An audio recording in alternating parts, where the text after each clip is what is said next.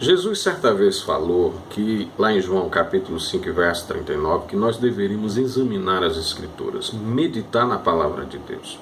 E meditando na palavra de Deus, com certeza nós vamos extrair ensinamentos maravilhosos para as nossas vidas. Eu estava aqui pensando quando me veio o seguinte tema ao coração: não faz nenhum sentido vivermos fora da vontade de Deus. Em Eclesiastes 1:18 diz o seguinte: quanto mais sábia é uma pessoa, mais aborrecimentos ela tem. E quanto mais ela sabe, mais ela sofre. Veja que não faz sentido algum isso, mas se olharmos na perspectiva terrena, é justamente isso que nós vamos ver. Salomão, ao escrever o livro de Eclesiastes, ele registra que todas as coisas abaixo do sol, sobre a superfície terrestre, são vaidade, são ilusão, são tudo passageiras. Veja o que ele diz no versículo de número 9. O que aconteceu antes vai acontecer outra vez. O que foi feito antes será feito novamente. Não há nada de novo neste mundo. Não faz sentido algum. É isso que ele está falando. Quando você continua lendo e chega no versículo de número 12, ele começa a se apresentar, dizer que é o rei de Israel, que é uma pessoa sábia e que começou a estudar todas as coisas. Quando ele vai chegar lá no capítulo 2, o verso de número 15, ele diz algo interessante. Ele diz: aí eu pensei assim, o que acontece com os tolos vai acontecer comigo também, que ele é sábio. Aí ele diz: então, o que é que eu ganhei sendo sábio? Ele mesmo responde e diz: não ganhei absolutamente nada. Salomão, quando ele começa a descrever sobre isso aqui, ele diz que tudo que ele construiu, resumindo até chegar a essa parte, ele está dizendo justamente isso. Tudo que eu construí com tanto esforço e trabalho irá ser de alguém um dia que não fez absolutamente nada. Então, o que eu ganhei com isso, em ser sábio? Porque aquele que vai herdar pode ser sábio também, ou pode ser um tolo. O que eu ganhei com isso? Trabalhei tanto, me esforcei tanto e não tive resultado algum. Quando ele chega no versículo 7 do capítulo 4, olha o que ele diz: descobri que na vida existe mais uma coisa que não vale a pena: o homem viver sozinho, viver sem amigos, viver sem filhos, ou seja, não ter uma família, não ter amigos, sem irmãos, ou seja, não ter parentes, sempre trabalhando e nunca satisfeito com a riqueza que tem. Para que ele trabalha tanto? Deixando de aproveitar as coisas boas da vida. Isto também é ilusão e uma triste maneira de viver. Há pessoas assim, que preferem viver sozinhas, sem ninguém por perto. Mas de que adianta isso? Qual o proveito que tem disso? Aí ele diz que tem pessoas que não querem ter nem famílias. Pensam apenas em trabalhar e trabalham tanto e não usufruem do que tem. Não faz sentido algum isso. Então, quando se observa que as coisas na visão terrena, nessa perspectiva terrestre, realmente não faz sentido algum. Veja o que ele diz no capítulo 5, verso de número 11. Ele diz: quanto mais rica é uma pessoa, ou seja, quanto mais ela tem, mais bocas tem para alimentar. E o que ela ganha com isso é apenas saber que é rica. Ou seja, Salomão está dizendo: quanto mais se ganha, mais se gasta. De que adiantou? De que proveito isso tem? Porque aquele que não tem, trabalha e vive. E aquele que tem, trabalha e vive. A única coisa boa nisso é que ele diz, é saber que a pessoa é rica. Mas quanto mais ela tem, mais ela gasta. Então fica uma coisa pela outra. Salomão começa a entender que tudo abaixo do céu, veja que ele está olhando numa perspectiva terrena, tudo que ele olha abaixo do sol, né, não faz sentido algum viver nessa terra. Não tem algo que se tire proveito disso. Porque se ele veio sem nada para o mundo, ele também vai sair do mundo e não vai levar nada. Porque nada trouxemos para esse mundo e é certo que nada vamos levar dele. Mas aí, que sentido faz viver então, se não for para Deus? É por isso que Paulo ele vai falar em Coríntios capítulo 15, verso de número 19, quando ele diz assim: se esperamos em Cristo só nesta vida, somos os mais miseráveis de todos os homens. E por que Paulo está falando isso? Porque ele está falando a respeito da ressurreição. Se você ler todo o capítulo 15, você vai perceber isso. E quando você chega no versículo de número 16, ele diz: porque se os mortos não ressuscitam, também Cristo não ressuscitou. E se Cristo não ressuscitou, então é em vão a nossa fé, e ainda permanecemos nos nossos pecados. E também os que morreram em Cristo estão perdidos. Por quê? Se esperarmos em Cristo apenas nessa vida, somos os mais miseráveis de todos os homens. Paulo está nos mostrando que há uma perspectiva celestial. Há algo muito mais além do que essa visão terrena. Então é necessário observarmos que há uma perspectiva superior, que não está abaixo do sol, e sim além do sol. Então não faz sentido nenhum vivermos fora da vontade daquele que habita além do sol. É justamente isso que a Bíblia ela vai nos trazendo, porque enquanto estivermos nessa vida e apenas vivemos por esta vida, lutando, correndo atrás de muitas coisas, tudo que nós fizermos, por mais esforço que fizermos, vai ficar para alguém que não fez absolutamente nada. Que vantagem isso tem? Salomão perguntou. Nenhuma. De que me adiantou ser sábio? Porque um tolo que não tem sabedoria alguma, vive, come o que eu como, vive no mesmo mundo que eu vivo, adoece da mesma forma como eu adoeço, e vai morrer e não vai levar nada, assim como eu, que sou rico, também morrerei e não levarei absolutamente nada. Certa vez eu ouvi uma frase de uma moça, né, que inclusive ela, lamentando a morte do pai, ela disse: nós fazemos parte de uma família bilionária, mas o meu pai morreu por falta de algo que era de graça, o ar para respirar, né?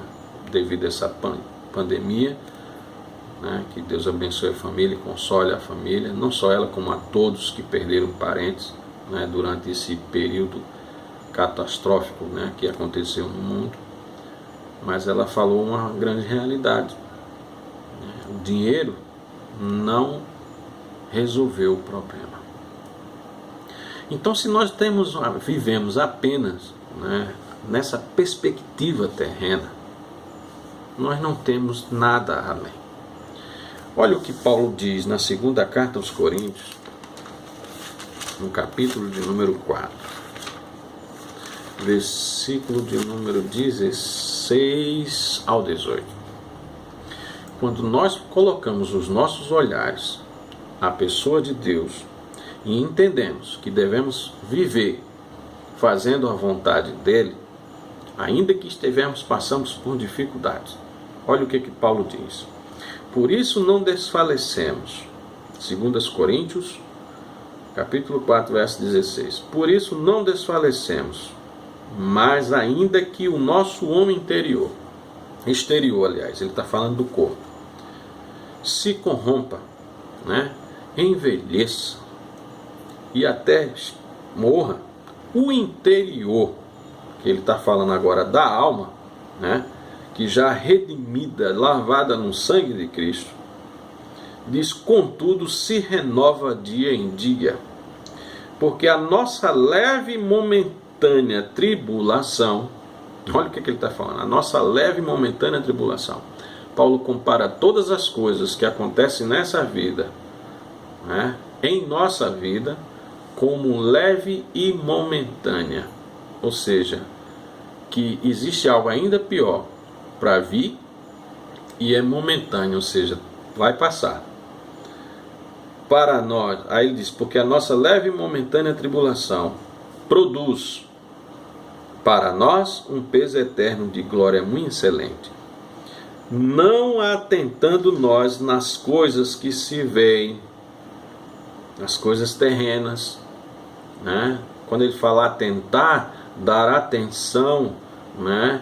Dedicar com mais ênfase às coisas que se veem, mas nas que não se veem, não atentando nós às coisas que se veem, ou seja, deixando de olhar para esta vida horizontal. Porque se formos apegarmos às coisas horizontal, né, as coisas dessa vida, não faz sentido algum, como Salomão falou. Mas se atentarmos para as coisas celestiais, no sentido vertical, olhando para Deus e sabendo que nós devemos viver para Deus, aí faz sentido sim vivermos nesse mundo, mesmo que diante de grande dificuldade e tribulação. Que quando vivemos para Deus, na perspectiva de Deus, tudo aquilo que a gente vive aqui nesse mundo vai ser momentâneo e passageiro. Aí ele diz, mas as que não se veem, porque as que se veem são temporais, e as que não se veem, elas são eternas.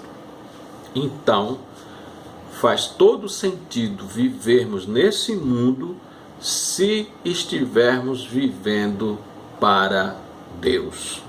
Aleluia! Mas não viver para Deus não faz sentido algum, né? Termos a vida aqui na terra.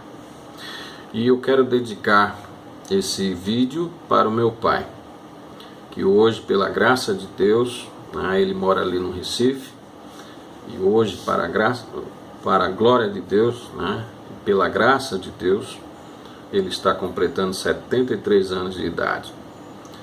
Te amo, Pai, que Deus te abençoe grandissimamente e que lhe dê muitos anos de vida ainda, né? E ainda que não venha esses anos, né, que nós tanto desejamos, mas se o Senhor está vivendo na perspectiva celestial, olhando para cima, com certeza, né, valerá a pena. Porque vivemos apenas olhando para este mundo, na perspectiva apenas terrena, não faz sentido algum. Mas quando olhamos para Deus e procuramos fazer a vontade de Deus, vale a pena passarmos pelas dificuldades que aqui aparecem, porque elas são leves e momentâneas. Então, que Deus abençoe o Senhor grandissimamente, que a presença de Deus na sua vida, né, seja o seu maior presente nesse mundo. Porque aqueles que vivem para o Senhor, eles viverão eternamente. Tanto se quer viver nesse mundo, mas a perspectiva principal é vivermos eternamente. Inclusive, me faz lembrar que uma boa palavra, ela alegra o coração. E um coração alegre serve de remédio. E não existe alegria maior, né, em sabermos que o nosso nome está escrito no livro da vida. Foi isso que Jesus disse. Alegrai-vos em saber que o vosso nome está escrito no livro da vida. Então, que Deus abençoe grandissimamente, né, a sua vida. É muito importante realmente. 73 anos de idade não é para todo mundo, né? Muitos já partiram antes disso. E a Bíblia é clara em dizer que aqueles que chegam, né, a essa idade, está escrito em Provérbios, vou ler esse texto aqui, capítulo 17 e o versículo 6, que diz: assim como os avós se orgulham dos seus netos, os filhos se orgulham dos pais. Então, ter uma vida longa é uma bênção de Deus, né? Está escrito lá em Provérbios 16:31, que uma vida longa, né, é a recompensa para aqueles que vivem na honestidade. Provérbios 10:22 fala que a bênção do Senhor é quem nos enriquece e ela não acrescenta dores a nenhum de nós. E como eu acabei de ler, né, que os avós, o orgulho dos avós são os seus netos e o orgulho dos filhos são os seus pais. E eu me orgulho muito de tê-lo como meu pai, assim como também me orgulho muito de mãe, que não está mais entre nós, já partiu para estar com o Senhor, mas que durante esse período de vida que o Senhor ainda tem aqui na terra, viva na perspectiva celestial, né? Olhe para cima todo o tempo, vivendo para Deus, porque aí sim vai fazer todo sentido todas as dificuldades e problemas que nós enfrentamos nessa terra, porque viver para Deus faz toda a diferença.